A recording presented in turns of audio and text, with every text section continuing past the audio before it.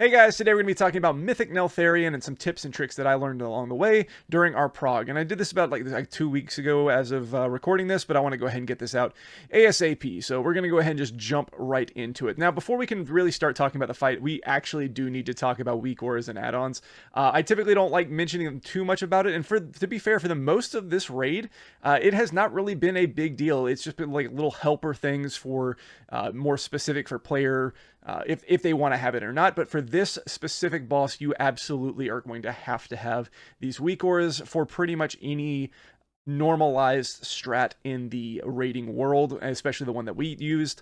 And we can have that discussion if we want to about like what role add-ons should or should not have in a raid environment. This I definitely think like definitely steps over that line of being okay, but we're not going to talk about that here. This is not really the place for it. We're just going to talk about how we can better utilize these weak auras to help kill the boss. I actually don't know how you would do this boss without these weak auras in general, so you're going to have to get used to them one way or the other. So we're just going to go and start talking about how this works. Once you have the weak aura packages that you would need to do this, make sure that you can actually see them.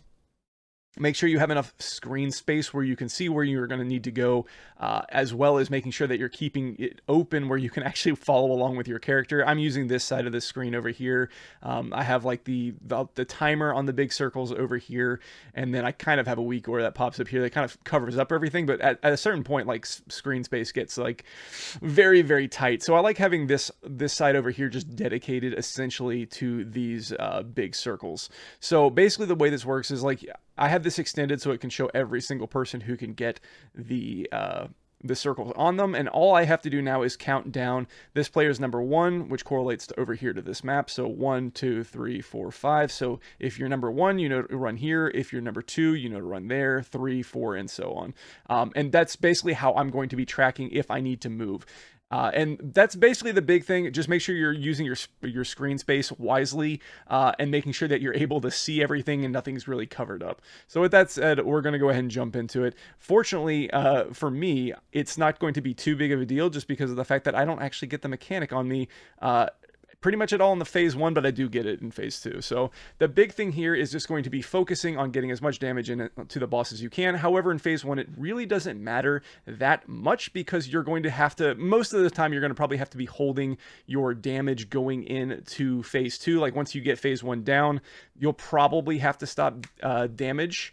So it doesn't really matter so much. Just make sure you're watching your position. So every time one of these waves of circles comes out, before it even happens, make sure you're knowing where you're going to go if you get one. Just kind of glance over here, make sure you're getting a refresher of where you need to go if you get this mechanic, and if you don't, you're just going to stay right on top of the boss and trust that people move out. If they don't move out, that's not on you. They need to be moving out to these corners so that it's not going off in the raid. So that's the first mechanic done. Now we're just going to be focusing on trying to get as much damage in these in-between times as we possibly can. So when there's nothing else going on, try to get out as much damage as possible. I use my AG early on here just to go ahead and get it on cooldown, get some usage out of it because we're going to do some movement. So as topped as we can be going into this movement right here, the better. So here we're just running to the next area. And again, we're going to get right back underneath the boss, so we're out of the way of that circle mechanic when it goes back out again. So again, it pops up a couple seconds before this goes out. I know that it's 1, 2, 3, 4, 5, and I kind of just get myself mentally ready, but none of them are on me, so I can just stay right here and not worry about you don't want to be freaking out with your feet and try to get out of the way. Those people who have that mechanic should be doing that for you. So again, just as much damage as we can on the boss as this next mechanic goes out. This is where I was assigned to drop my Windrush totem, so I'm dropping it right here. And that just helps us move to that next area a little bit quicker. And now we're going to be moving over here. And again, just trying to squeeze as much damage as possible. If we have to stop damage later, we can kind of consider that a good thing and not like a negative that we're having to stop him. It just means that we did everything right up until this point.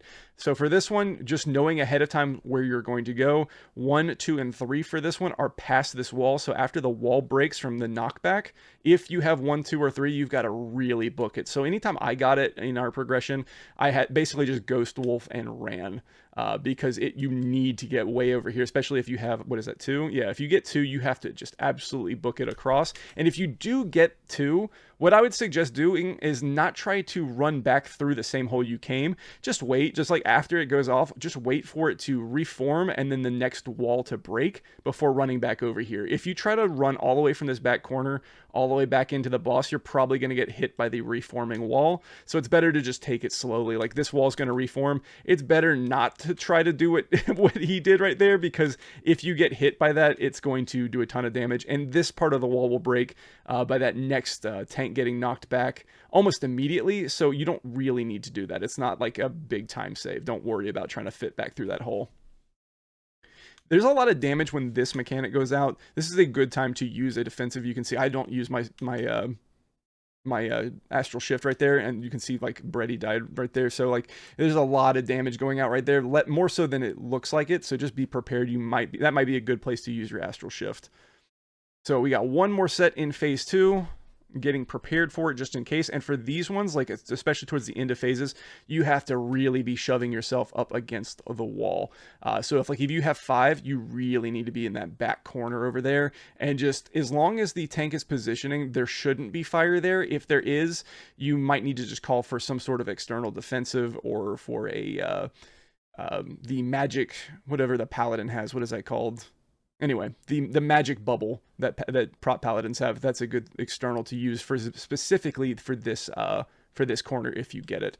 And here we've got plenty of damage going into this. So when we call to stop doing damage, which will be happening here in a second, the call will start to come out around like 61%, because we don't want to push him too quickly here. We want to get this, we want to bait one more mechanic and get him to cancel it. So right here, they've called for the stopping of the DPS, or yeah, stopping of DPS, and I've reapplied my Earth Shield on myself, and then I'm going to put it on just the person next to me, because it doesn't really matter who you're putting on it. If you have a very specific person in mind, you can. I was just kind of throwing out the second shield because I was using Elemental Orbit, so I just kind of threw it off on someone else, and then I'm just going to do some healing surges on some random people just to get everyone topped up while we've stopped. And now we can go start with our damage again, and this is the mechanic we want to cancel, which we were right on top of it. So if you need to stop damage, don't forget that you can also do healing, or you can reset up your Earth Shields or whatever it is, and just kind of get yourself resituated. So here we are in phase 2. So this is where he's going to be summoning the add and corrupting 3 people. So if you are one of the corrupted people, especially as a ranged, standing out towards the side is a good idea. And if you aren't one, definitely not standing underneath the boss. A lot of classes have a lot of cleave, and if they're the corrupted ones, they're going to be hitting you. And if you're not corrupted, you really don't want to be hitting them either. So as an elemental shaman, things like Frost Shock are going to be off the table. You don't want to be using Frost Shock while the corruption is going out, because you really don't want to cleave the other people that are corrupted until afterwards. So as soon as the Beyond becomes targetable by everybody, then you can go back to using your Frost Shock and just your normal rotation, or whatever your class has that doesn't cleave naturally. Also, if I had used Frost Shock and it had hit someone that had been corrupted, and then they get this circle on them, just remember that's a slow as well, and that can really screw people up. So just one more reason not to be cleaving there. So here, making sure that we're nice and tight underneath the boss. Also watching our feet, because there's a whole bunch of swirls going out during this period of time. So just make sure you're still watching your feet here. And then this next move is going to be one of the more dangerous ones. So this is where I finally get a mechanic on me, I believe. So I finally get one. So what I'm going to do here is, again, 1, 2, 3. I know that I'm number 3 here. And so I'll be going straight across here. And we've done this enough times that I know that 3 is in the back. But I just, for a second, because you have a long time, you have 7 seconds to figure this out, I make sure that I know where I'm going and I don't do this wrong, because if you commit to going to the wrong spot, it can be very hard to then fix it. So make sure you double check, make sure you know how to count to 5, and then make sure that you're moving, and be moving very confidently to that position. So I move it, shove myself into the back wall here so they don't have to move the boss or move off the boss, and then move back. So then this next move, we're going to have the tank get knocked through here, breaking this wall here, and then we're going to gate across and move to the opposite side of the room. This move is very dangerous, and you should absolutely be using defensives here, like Astral Shift. That's what I use here. You maybe even want to use your Earth Elemental just to have a little bit more damage, because if you teleport through with your portal and then there's a swirl underneath the portal, especially if you're like porting late or something like that, you can end up taking a ton of damage. So really watch your feet there. And you're immediately getting another one of these swirl mechanics coming out. The big thing here is not freaking out if you don't get it. If you do, just follow along with the 1, 2, 3, 4, 5 and make sure you're going to the right place. But if you don't get it, almost more importantly, just stand underneath the boss. It's very tempting after that big move, like doing that teleport. And I'll even, like, just to show you how fast this is, you move and immediately get the mechanic. It can be very tempting to just try to run all over the place to get out. Just remember that the people who have the mechanic are the ones getting out, not you. So make sure that you're standing underneath the boss basically at all times. If you don't get that mechanic on you, you're standing underneath the boss. The only time to move out is during the beyond thing. So when that beyond spawns during that crossover, again, make sure that you're watching out because you're getting 3 different mechanics. You're getting the corruption. As you can see, there's people corrupted right now. You've got the swirly mechanic all happening at the same time. Make sure you're not using your frost shocks here either. So again, now we're just kind of focusing down, killing the beyond as soon as it becomes targetable. So we're just focusing this down now, and we want to kill this as quickly as we can. The first one dies pretty quickly just in general, but the second 2 need to be, or especially the second one, more so even than the third one. The second one needs to die extra quickly. Sometimes this is probably the hardest one to get over the hump with in progression, to do it cleanly, because you need to get here, kill it quickly, and then be able to move to the third one in a very short amount of time. So anyway, right here, I've got number 2. I make sure I know where number 2 is, and then I'm going to commit to it, jump across, and make sure I'm just far enough back. So I'm watching this circle here. And this range has been nerfed since its the original inception of this boss, so I don't have to move as far anymore. I just want to make sure I'm not clipping anyone here and making sure that they don't have to move. So like even right here, I don't have to shove myself all the way into the back because no one was there. Like if I move this much further back, the only person that I'm affecting is myself and making myself move farther. So this is totally fine to not shove myself in the back here. That mechanic goes off. I'm just going to get some damage in right where I am because there's no reason to be completely underneath the boss right this second. And I'm going to save my my instant cast spells to shimmy myself back to the boss. So I finished that elemental blast, finishing the lightning bolt, and now I can flame shock, frost shock, put down my wind rush totem, and then just kind of walk in with instant cast spells. And this is where I'm assigned to drop my wind rush totem. But beyond that, also just keep in mind that wind rush totem has a 15-second duration. So by putting it down now, what I can do is help the next grouping of the swirling mechanic peoples to get them out quickly, but it's also going to last long enough that we can get to that third add as well. So it covers both mechanics. So these people get out, and as you can see, the people who have 1 and 2 have to go through the broken wall here, which is fine because we're about to move. As soon as this goes off, then we're moving to that last add. So you really want to have that second add dead, like, as soon as possible. And here it's already dead. So we get some more damage off. This wind rush totem is still down. These people are able to run from their corners into it, and then we can all run to this last add. And this last add, as you can see, it's already reforming. So you have to do it so quickly there. That's probably the biggest area of contention that we had when we were progressing this, other than just doing this rolling mechanic. That whole section of that second add was probably the hardest hump to get over. So that's something to really hone in on. Make sure you're doing a ton of damage to that second add, and then doing this movement as cleanly as possible so no one's left behind here when this comes back up. So here I get this mechanic. This is like the first time I've gotten one in a while, but all I have to do is move to the left over here, and as you can see, we have a very tight space in this area. So this one, you absolutely need to shove yourself in the corner. You can kind of see it, how little space you have here. So make sure you're really shoving yourself in the corner on that overlap. And then I'm going to move back into the boss. And then focusing. I'm actually focusing mainly on Neltharion here. And the reason why is because we did this so cleanly. We know that we're going to kill this add in time. Like, if you don't kill this add quickly enough, then it's basically a wipe. You run out of spaces to put your the swirls in. So you have to, that's basically a wipe. It's basically a DPS race, but we're so far ahead at this point that we want to try to get as much damage on Neltharion as we can before we transition into phase 3. So that's why I'm kind of focusing in on Neltharion and just kind of doing light cleave onto the Beyond. Like, some people are full focusing the Beyond still. I decided to just go ahead and just go full focus on the boss just because I knew how fast we were going to kill it with everyone alive at this point. Now I do kind of like wuss out just a little bit and switch to the Beyond here because this is the last set that you can possibly get. As you can see, the map doesn't even spawn because there's nowhere to go at this point. It's not programmed in for having this wave, but we've got it. So all we have to do is kill this, and he cancels this attack. So we finished killing the Beyond here.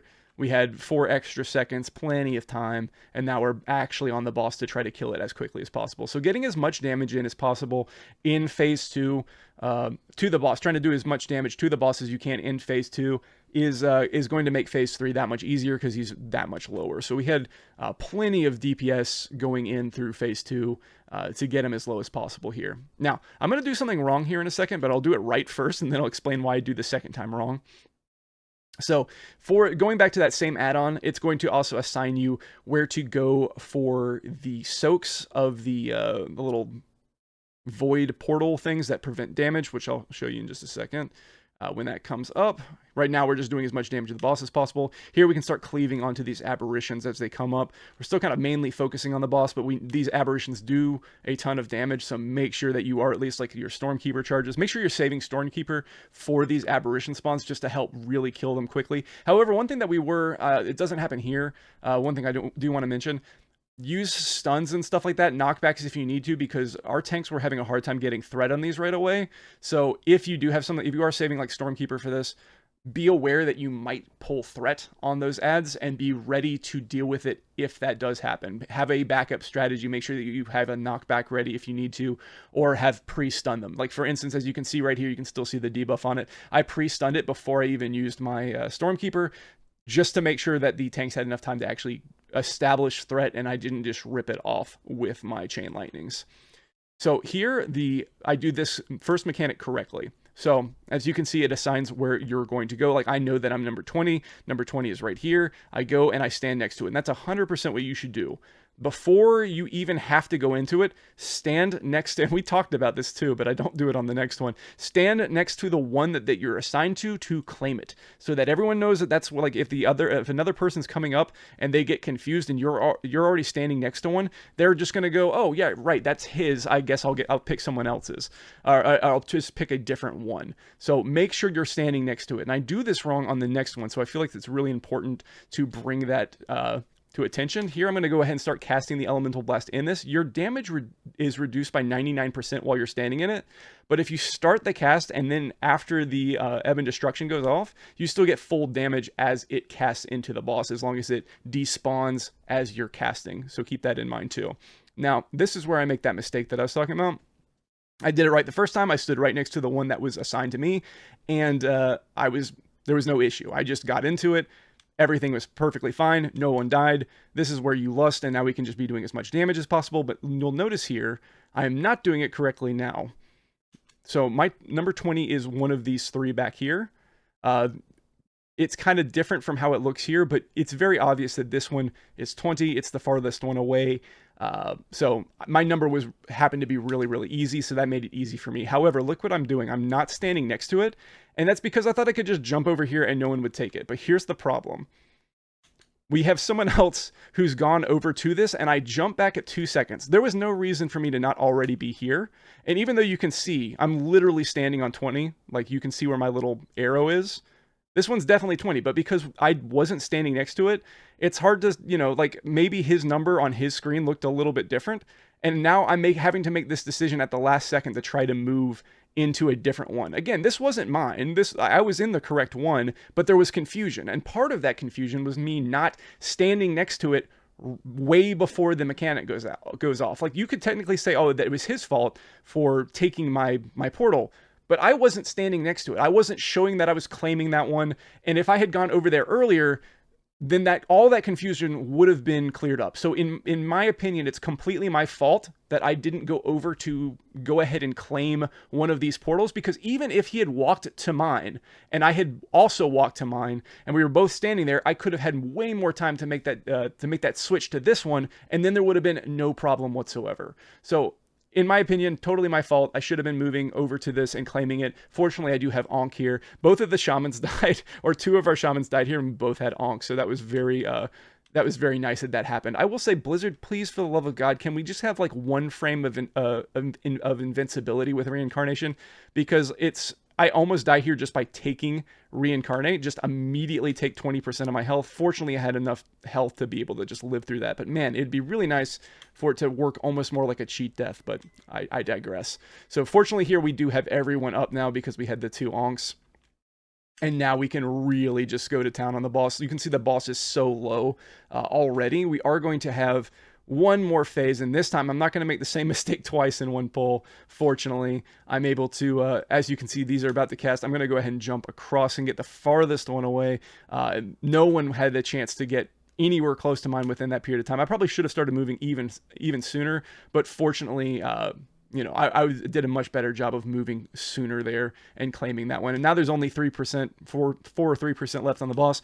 And now you can just like basically just full focus the boss because you're not going to be trying to get another down phase at this point. There are no more walls. As you can see, there's no more walls for him to break to get more portals to spawn. So you have to kill him here. If you want to funnel a little bit off of the aberrations just to get more Maelstrom or whatever type of class you're playing, you can do that. But in my opinion, I just wanted the boss dead. I just really wanted to get extra damage just on the boss. I'm not going to do any more chain lightnings or anything, and I'm just going to focus on trying to do as much damage to Neltharion and just kind of ignore the adds. So that's our kill of Neltharion. A lot of this fight is going to come down to just learning the mechanics of the swirls and making sure that you know where to go, making sure that you're spreading out if you have those, and knowing the right place before you even have to go. You don't have to sit there and get out like a notebook and like write down every single one and have them sticky to the side of your monitor or something like that. You really don't need to do that. As long as you, because like you have 7 seconds, as long as you can recognize, as long as you can count. So here, like if I was number 2, I would have to say, okay, I'm the second one down. Where's 2? Which way am I looking? I need to look a little bit to the left, and then I can move over here and oh, look, there's number 2 over there. If you can learn how to do that, you're going to be fine. It will take you some pulls for everyone to get this down, because all it takes is like one person to mess this up, and it can cascade from there. And then, like I said earlier as well, which let's see if I could get it. Is it this one right here? Just making sure that you're getting to that add. Nope. Hold on. A little bit too far. Nope. A little bit too far. I'll find it eventually. Is it this one? Yeah, getting to this third add is going to be a big deal as well. Getting that move from the second to the third add, if I can just get it, I would love to go over it one more time. Just back up here.